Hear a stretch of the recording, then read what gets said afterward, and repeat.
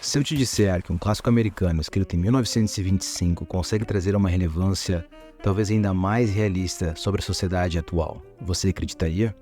Seria um reflexo da falta de evolução de grande parte de nossa população? Ou um romance atemporal à frente do seu tempo que permanece relevante, pois fala sobre as características do ser humano que vão sempre prevalecer em sua personalidade, como ego, futilidade e ganância?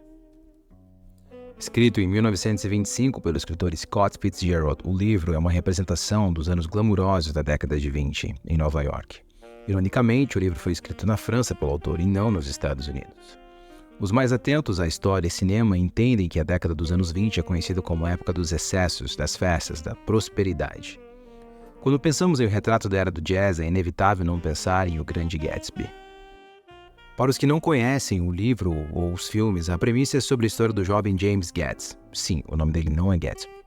Um jovem de origem humilde vive um romance de juventude intenso com a então rica e apaixonante Daisy, em Louisiana, Kentucky. O romance é praticamente impossível devido às diferenças sociais de ambos. Como qualquer outro primeiro amor, cada um se torna inesquecível um ao outro à sua maneira, em especial para James, que segue profundamente apaixonado por sua amada. Quando eles se separam em definitivo, ele vai servir na Primeira Guerra Mundial. Após adquirir grande fortuna de formas nunca reveladas concretamente ao longo da história, e às vezes descritas como possivelmente ilegais, nosso herói se assume finalmente como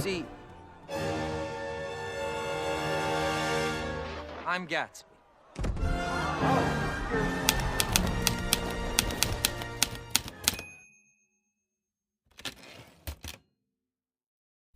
Como parte inicial do seu plano, ele compra a casa mais próxima que consegue do casal, do outro lado de uma grande baía, para ser mais exato, onde ele consegue a uma certa distância todos os dias ver a casa de sua amada. Essa distância também não deixa de ser simbólica, representando a distância social e emocional que ele se sente em relação a ela. Ele se reinventa e parte em busca de conquistar e principalmente impressionar sua antiga amada, que agora está casada com o aristocrata Tom Buchanan, morando em uma grande mansão em Nova York. Para tentar atraí-la, ele começa a realizar festas incríveis, convidando a todos na esperança que um dia ela apareça em uma de suas glamurosas festas. Mas e se eu te disser que o tema principal do romance, por mais que pareça uma bela história de amor, na verdade é uma análise sociológica do próprio Estados Unidos? Nós vamos entender agora como ele pode ser tão atual à realidade não só americana, mas talvez até em uma escala global da nossa sociedade hoje.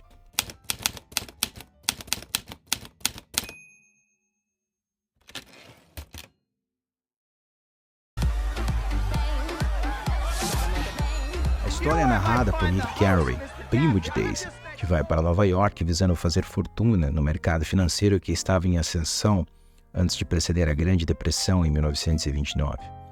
Sem ter conhecimento, ele consegue, por acaso, ser o mais novo vizinho de Gatsby, alugando uma pequena casa próxima ao seu novo futuro amigo. Quando então ele é finalmente convidado para uma grande festa na mansão de Jay, os dois finalmente se conhecem e se tornam próximos. Eis então a primeira analogia que iremos fazer agora. Nós somos Nick, nessa história e também na atual sociedade. É Nick, e somente ele, que analisa, principalmente julga, todas as ações dos respectivos personagens no decorrer da trama. Como nós, que também com o nosso celular em mãos julgamos, criticamos e analisamos a todo tempo os mais diversos perfis em redes sociais, de famosos, ricos a simples mortais, sem muita importância e principalmente sem voz, devido ao número de seguidores, normalmente usada para medir o nível de relevância e prestígio de alguém no meio digital da atualidade. É claro que antigamente não existiam redes sociais, então essa escala de relevância era justamente medida por quanto de dinheiro você tinha. Nick, look around you. Rich girls don't marry poor boys. She's mine. O que explica também porque o nosso querido Gatsby ter ido em busca de se tornar um homem rico, primeiramente, como seu ponto de partida para conquistar sua donzela.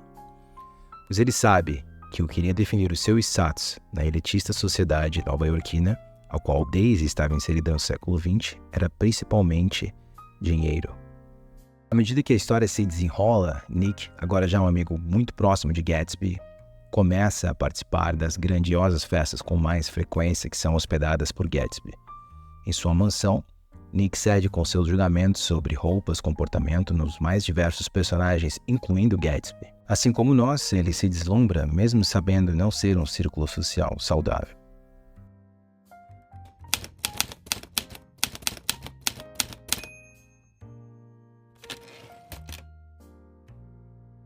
Para avançar nossa análise, falaremos agora brevemente sobre o suposto casal perfeito da história.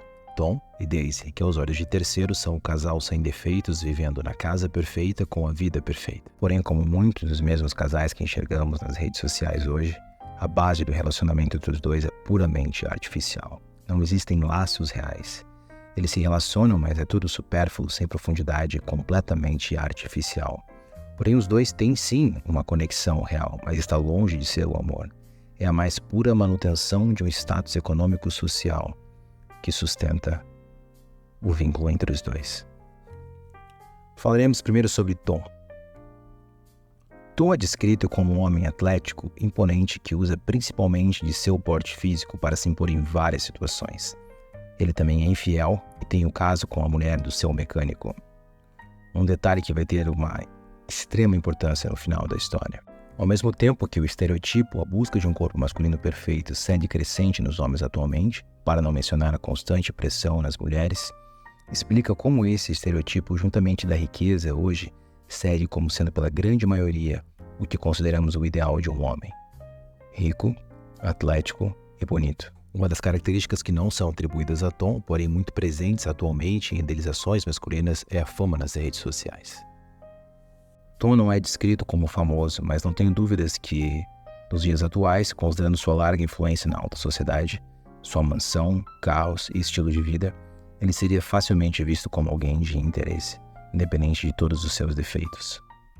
Fazendo uma análise agora um pouco mais crítica a respeito de Daisy. Daisy é uma representação perfeita da futilidade feminina, alguém mais preocupada com seu status social do que necessariamente em viver o amor. No final da história temos a clareza de que sua futilidade e seu desejo de manter uma posição social de prestígio é muito maior do que a vontade de viver o seu amor com Gatsby. O número hoje de mulheres que cede constantemente em busca de prestígio social a todo custo é visível em redes sociais, com mulheres que buscam a atenção a todo custo, usando disso como veículo para ter dinheiro e também fama em menores ou grandes escalas. Não podemos ser irônicos e deixar de dizer que a criação de conteúdo não tem um papel importante nos dias atuais. Até mesmo eu estou aqui em busca de likes e views, mesmo que a minha ideia seja causar um impacto de reflexão positiva, eu ainda quero criar uma audiência, ser escutado. A diferença é quando buscamos essa audiência somente por vaidade e ego e usamos nosso prestígio digital para definir os que não têm a mesma influência que nós como inferiores. Mas por que então Gatsby gostaria de se relacionar com alguém exatamente assim que descrevemos agora, prepotente e fútil?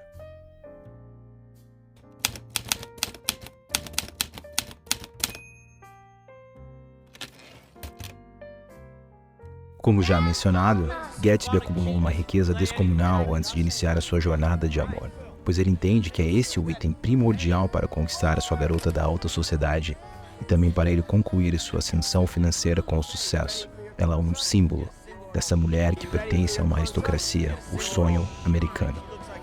Sua luz verde.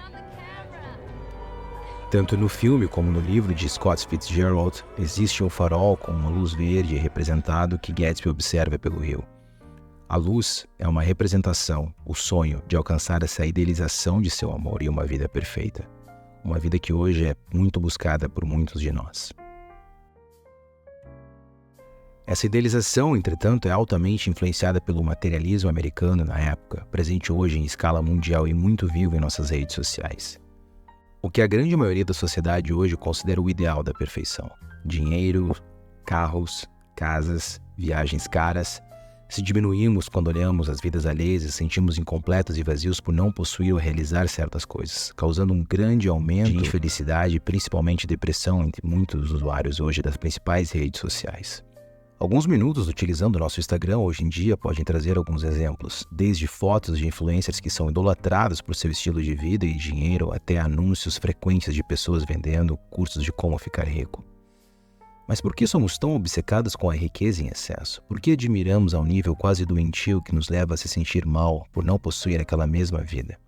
Somos tão dependentes assim do dinheiro para poder se sentir bem? Ou é apenas a nossa infelicidade disfarçada achando que somente o dinheiro seria um instrumento para resolver os nossos problemas? Não que seja ruim ficar rico, muito pelo contrário, mas ser com o único objetivo, o dinheiro e a fama, visando somente usufruir dos mesmos para tirar fotos, para ter conteúdo e demonstrar um estilo de vida, tendo assim como consequência ganhar uma legião de seguidores e aumentar o seu valor na sociedade, é algo que não deve ser encorajado como um exemplo a ser seguido por ninguém. Diversos nichos de mercado hoje, por exemplo, são afetados por esse tipo de comportamento da nossa sociedade. Mercados como a moda, por exemplo, são corrompidos onde às vezes a escolha de uma modelo para uma campanha é definida não pela qualidade do seu trabalho, mas sim por quantos seguidores ela vai ter e qual impacto ela pode causar.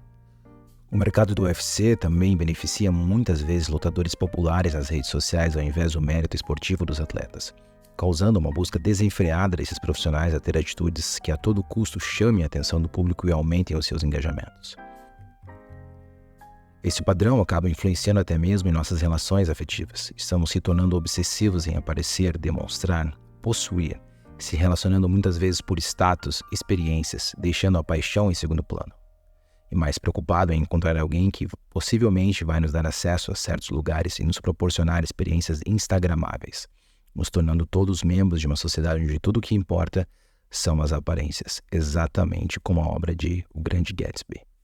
No final da obra, Nick Carey, depois de passar um bom tempo perto de todas aquelas pessoas em um mundo que aparentemente parecia tão glamouroso, compreende com profunda desilusão que a busca desenfreada pelos excessos e pela riqueza material nada vai mais do que nos proporcionar vidas vazias e sem propósito.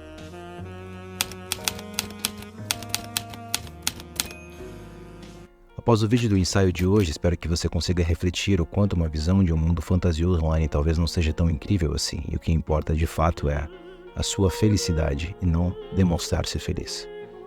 Não se esqueça de se inscrever no canal, em nossas outras redes sociais e deixar o like.